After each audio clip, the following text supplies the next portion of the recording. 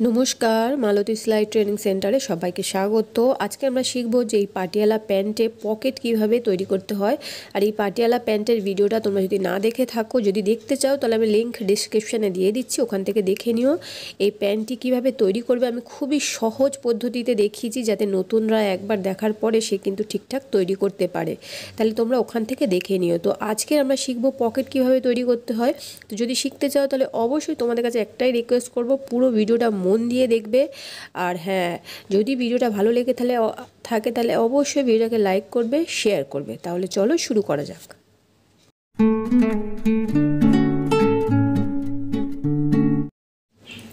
তো এখানে পাটিয়ালা প্যান্ট কাটার পরে যে কাপড়টা বেরিয়েছিল এইটাই আমি এখানে নিয়ে নিচ্ছি। আর এটা তোমরা ওই ভিডিওটা দেখলে অবশ্যই জানবে যে এর যে চওড়াটা আছে এটা তোমার 9 ইঞ্চি চওড়া আছে। ঠিক আছে, এর যে চওড়াটা 9 ইঞ্চি চওড়া আছে। তো আমাদের পকেট তৈরি করার জন্য লাগবে 16/12 ইঞ্চি। ঠিক আছে, 16/12 ইঞ্চি লাগবে। তো আমি এখানে এইভাবে দাগ দিয়ে দিলাম 12 ইঞ্চিতে। আর এর নিচে থেকে একটু জুড়ে নেব, নিয়ে ওদিক থেকে কিন্তু বাড়িয়ে 16 করে নেব। তো এখান থেকে আমি 12তে দাগ দিয়ে নিলাম। আর আবার এখানে কতটা আমাদের লাগবে আমি সেটাই কিন্তু এখানে এই যে দেখো, এই 16 হওয়ার জন্য আমাদের এখানে আরও এতটা লাগবে। তো আমি এখান থেকে হচ্ছে কি এই নিচ থেকে এখান থেকে কাপড় এইভাবে কিন্তু নিয়ে নেব। এখান থেকে এইভাবে পেতে নিলাম, নিয়ে এইভাবে কিন্তু মাপ করে এখান থেকে দাগ দিয়ে নেবো। এটা খুবই সহজ পদ্ধতি, এখানে কাপড় একদমই কম বেশি হওয়ার কোনো জায়গা থাকে না। ঠিক আছে, তো তোমরা কতটা কাটবে কতটা জুড়বে সেরকম করার থেকে এই যেভাবে আমি দেখাচ্ছি, শুধু এই পকেটের ক্ষেত্রে না, অন্যান্য সময়ও যদি কোনো জিনিস বানাবে যেটা শর্ট কাপড় পরবে, জোড়ার ব্যাপার থাকবে, সেটা এইভাবে পেতে নিয়ে ডাইরেক্ট মেপে নেবে, তাহলে তোমাদের খুব সুবিধা হবে। তো এখান থেকে এটা কেটে নেব, কেন এটা আমাদের জুড়তে হবে, জুড়লে তাহলে আমাদের পকেটের কাপড়টা পুরোপুরি ঠিকঠাক চলে আসবে। তো এখান থেকে এটা কেটে নিলাম, নিয়ে এইটা হচ্ছে কি এর সঙ্গে জুড়বো। কিভাবে জুড়বো, এই যে এটা সোজা উল্টো কিন্তু তোমরা দেখে নেবে, এই কাপড়টাতে সোজা উল্টো বোঝা যাচ্ছে না, সেহেতু আমি এইভাবেই পেতে নিচ্ছি, তোমরা কিন্তু সোজা উল্টো দেখে নেবে। তো এবার এখান থেকে সোজা সেলাই করে নেবো। তো দেখো এখান থেকে এই যে আমি সোজা সেলাই করে নিয়েছি, আর এতে একটা চাপ সেলাইও দিয়ে দিয়েছি, সেহেতু ডবল সেলাইও হয়ে গেছে আর জিনিসটা চেপে গেছে। এবার এর একটা মিডিল বের করব। তো এইভাবে দুটো ভাঁজ করে নিয়েছি, নিয়ে এখানে আমি হাত দিয়ে চেপে নিচ্ছি, সুতির কাপড় যেহেতু ভাঁজ পড়েই যায়। তো এই ভাঁজ পরে দেখো আমাদের মিডিল এখানে এই বেরিয়ে এসছে। তো এখানে পকেট আমরা করার জন্য আমরা দাগ দেব, আর তার আগে কিন্তু এখানে আমরা হাতটা মেপে নেব। ঠিক আছে, উপর থেকে আমি 1 ইঞ্চি নিচে দাগ দিলাম। আর এবার পকেটটা কতটা মানে পকেটের ফাঁকটা রাখবো সেটা আমাদের হাতটা মেপে নিতে হবে এইভাবে, যে যাতে আমাদের কমফোর্টেবলি আমাদের হাতটা কিন্তু যায় পকেটের মধ্যে, নয় যে জবরদস্তি যাবে বা খুব ঢিলা থাকলেও ভালো লাগে না। সেহেতু এইভাবে হাতের চেটোটাকে মেপে নেবে, নিয়ে যেমন ধরো আমার 5.5 এসছে, তো আমি এখানে 5 নেব, কেননা সেলাই করার পরে আবার কিন্তু ওটা একটু যেহেতু সরবে, সেহেতু পুরো পারফেক্ট এসে যাবে। তো এখানে দেখো আমি এই 5-এ এইভাবে দাগ দিলাম, মানে যে মিডিলের দাগটা আমাদের ভাঁজটা পড়ে আছে তার থেকে এরকম আমি মানে 2 সুতো এদিক 2 সুতো ওদিক হিসেবে 1/2 ইঞ্চি এরকম এখান থেকে নিচ্ছি। ঠিক আছে, দুই দিকে 2 সুতো 2 সুতো করে, তাহলে টোটাল এখানে আমার আসছে 1/2 ইঞ্চি। তো এখানে এইভাবে কিন্তু আমি দাগ মেরে নিলাম, এই 1/2 ইঞ্চির গ্যাপ এখানে নিয়ে নিচ্ছি, এইভাবে পুরো চৌকো একটা দাগ মেরে নিলাম। আমি এখানে মিডিলের দাগটাও একটু দিয়ে দিই তোমাদের বোঝার জন্যে। তো দেখো এই হচ্ছে আমাদের মিডিলের দাগ এইভাবে, আর এই দুই দিকে 2 সুতো 2 সুতো করে, তাহলে 1/2 ইঞ্চি হয়ে গেল। তো এটা আমাদের পট্টির মধ্যেই কিন্তু এই কাজটা করে নিতে হবে, দাগটা মেরে নিতে হবে সেলাইয়ের জন্য। আর এবার আমাদের যে পাটিয়ালা প্যান্টটা নেব, তো প্যান্টটাকে এইভাবে কিন্তু পেতে নেব।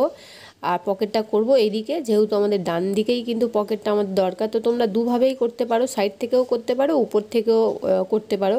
আমি সাইড থেকে হাত গলানো সেটাই করব, কেন উপর থেকে এটা আমার ঠিক সুবিধা না, কিন্তু প্রসেস একই যাবে। ঠিক আছে, প্রসেস একই যাবে, উপর থেকে করলেও প্রসেসটা একই যাবে, নিচের থেকে করলেও প্রসেসটা একই যাবে। শুধু পকেটের যে এক্ষুনি আমরা দাগটা মারলাম ওইটা আমাদের একটু চেঞ্জ করতে হবে। তো এইভাবে দেখো আমি 2 ইঞ্চি ভিতর দিকে নিচ্ছি, মানে সামনের দিকে আর একটু 2 ইঞ্চি টেনে আনছি, কেন একদম ধারে থাকলে ভালো লাগবে না, সেহেতু 2 ইঞ্চি ভিতরে নিয়ে আসলাম। নিয়ে এসে এইখানে হচ্ছে কি আমাদের এবারে এই পকেটে রাখবো। তো ভালো করে দেখে নাও, এই যে ডান দিকে আমি 2 ইঞ্চি ভিতরের দিকে নিয়ে এসেছি এখানে। এবার এখানে হচ্ছে এই পট্টিটা পুরো এই দাগ বাই দাগ কিন্তু এখানে বসাবার, এখানে হচ্ছে যে আমাদের সেলাই আছে পট্টি মানে দড়ি ঢোকাবার যে সেলাই আছে তার থেকে 1/2 ইঞ্চি নিচে দাগ দেব। এই যে দেখো 1/2 ইঞ্চি নিচে একটা দাগ দেব, দিয়ে সেখান থেকে কিন্তু আমাদের সেলাইটা শুরু হবে। সেইভাবে রাখবো, কেননা যদি আমরা একদম দাগে দাগে রাখি বা যদি আমরা দড়ি ঢোকাবার ওই কলটার উপরে রাখি তাহলে কিন্তু দড়ি ঢোকাতে অসুবিধা হবে। সেহেতু ওই সেলাইয়ের থেকে 1/2 ইঞ্চি নিচে কিন্তু আমরা এটাকে একদম সোজাভাবে এইভাবে দাগে দাগে কিন্তু মিলিয়ে এইভাবে কিন্তু রেখে নেব। এভাবে রেখে নেওয়ার পরে এখানে কিন্তু কয়েকটা পিন মেরে এটাকে এখানে অ্যাটাচ করে নেব। পিনটা খুবই সুবিধা সর্ব কাজের জন্যে। তো অবশ্যই কিন্তু তোমরা না নতুন বিশেষ করে পিন তো রাখবে, এটা নতুন হোক পুরনো হোক সবার জন্যই সুবিধা পিনটা। তো এইভাবে কিন্তু আমরা পিন মেরে এটাকে গুছিয়ে নেব। আর এই পিনগুলো যেখানে সেলাইয়ের জিনিস পাওয়া যায় সেই দোকানেই তোমরা পেয়ে যাবে, এখন সবসময় সব দোকানেই থাকে। তো এই দেখো এই চারদিকে আমি পিন মেরে এখানে আটকে নিলাম। নেওয়ার পরে এবার এখানে কিন্তু সিঙ্গেল কাপড়, এটা মনে রাখবে সিঙ্গেল কাপড়েই কিন্তু সেলাইটা করবে। তো এইভাবেই চৌকো আছে, এই চৌকোভাবেই কিন্তু এটাকে পুরোটা সেলাই করে নেব। তো এখানে দেখো এই যে আমি এখানে সেলাই করে নিয়েছি, আমি পিনগুলো এবার সরিয়ে নিই। তো পিনগুলো সরিয়ে নিয়ে এখান থেকে প্রথমে একটা ভাঁজ লাগাবো, এইভাবে লাগিয়ে মাঝখানে প্রথমে একটা কাট লাগিয়ে নেব। নিয়ে এবার মাঝখানের যে দাগটা আছে সেই দাগটা থেকে কিন্তু এইভাবেই কাটবো। আমি কিভাবে কাটছি দেখো, কোনগুলো আমাদের এইভাবে কাটতে হবে, পুরো লম্বায় কাটলে হবে না, মাঝখানটা মাঝখানে কেটে আর কোণের দিকগুলো আমাদের এইভাবে কাটতে হবে কাটচাভাবে, ঠিক আছে? এইভাবেই কিন্তু কাট লাগাতে হবে। তো এইভাবে আমি এই কাট লাগিয়ে নিচ্ছি। খুবই সহজ, এমন কিছু মানে নয় যে মানে ভীষণ নতুনরা না জানলে যেটা হয় সেটা যে মনে হয় যে কিভাবে বানাবো না বানাবো। তো এইভাবে দেখো এই যে কাট লাগিয়ে নিয়েছি। এইবার এই পট্টির যে কাপড়টা আমরা নিয়েছি এইটাকে এই কাটের ভিতর থেকে কিন্তু এটা উল্টো দিকে নিয়ে নেব। তো এইভাবে দেখো এটা উল্টো দিকে এইভাবে নিয়ে নিয়েছি। নিয়ে এবার এটাকে ভালো করে একটু সমান করে নেব। এই জায়গাটা ভালো করে একটু টানটা সমান করে নেব। তো এখানে দেখতে পাচ্ছ যে এর যে গ্যাপটা অনেকখানি গ্যাপ হয়ে যাচ্ছে, তো এতটা গ্যাপ রাখলে কিন্তু ভালো লাগবে না, ঠিক আছে? সেহেতু আমরা কি করব, এই যে সামনের দিকে যে কাপড়টা এক্সট্রা আছে এই কাপড়টাকে একটু ঠেলে এদিকে পাঠিয়ে দেব। দেখতে পাচ্ছ এইভাবে পুরো এই গ্যাপটাকে বন্ধ করে দেবো আর কি, ঠিক আছে? ভালো করে দেখে নাও যে আমি কোন দিকের কাপড়টা নিয়েছি। এই যে মাঝখানের কাপড়টা নিয়েছি, এই যে এদিকে দড়ি ঢোকাবার মাঝখানে সামনে, সেই সামনের কাপড়টা এদিকে নিয়েছি, ঠিক আছে? সাইডের কাপড়টা নেব না কিন্তু। তো এইভাবে কিন্তু এটাকে ঠেলে এখানে পুরো এই গ্যাপটাকে পূরণ করে নিলাম। নিয়ে এইভাবে ভালো করে টান করে রেখে নিলাম। নিয়ে এখানেও কিন্তু তোমরা ফের পিন মেরে নেবে, পিন মেরে নিয়েই কাজটা করবে, সুবিধা হবে। তো এইভাবে নেওয়ার পরে এটাতে কিন্তু একটা চাপ সেলাই দিয়ে নেব, একদম এই যে এইভাবে কিন্তু এটাতে একটা চাপ সেলাই দিয়ে নেব। তো এখানে দেখো এই যে আমি চাপ সেলাই দিয়েছি, আর এই চাপ সেলাইটা দিয়েছি কিন্তু এই ধারে না, আমি এই যে যেটা এক্সট্রা কাপড় বাড়িয়েছি ওই বাড়ানোর উপরে কিন্তু দিয়েছি, কারণ যেহেতু মোড়া কাপড়গুলো ওই দিকে চলে গেছে সেহেতু আমাদের চাপ সেলাইটা ওই দিকেই দিতে হবে, মোড়ার কাপড় যেদিকে থাকবে সেদিকে, ঠিক আছে? এটা এইভাবে কিন্তু আমাদের চাপ সেলাই হয়ে গিয়েছে। এবার এই প্যান্টটাকে কিন্তু আমরা উল্টো করে নেব, কেন এবার আমাদের উল্টো দিকে কাজ আছে। তো এইভাবে প্যান্টটাকে দেখো উল্টো করে নিলাম। নেওয়ার পরে এবার পকেটের কাপড়টাকে আমরা ভালো করে গুছিয়ে ধরে নেব। দুই দিকের দুপাটের যে কাপড়টা আছে দেখো এইভাবে এই একসাথেই কিন্তু এইভাবে ধরে নেব।